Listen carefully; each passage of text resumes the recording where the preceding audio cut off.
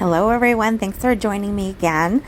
I'm working on another record clock and this one is going to be in teal. So I laid down a pillow of PPG from Home Depot. This is Phthalo Turquoise from Golden, and then Aspen from TLP, Simplicity from TLP as well.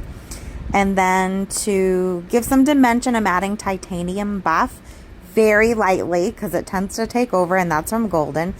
And this is Lakeside from TLP.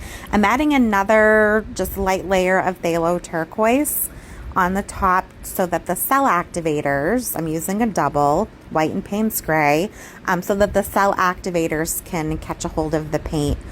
If you put the cell activator on top of just pigments, which you can, they do tend to sink a little. Just there's not enough pigment to hold them up. So I'm using the Yeeho hairdryer again. I'm finding really good success in blowing these record clocks out. And just look at this cell action. It's so beautiful.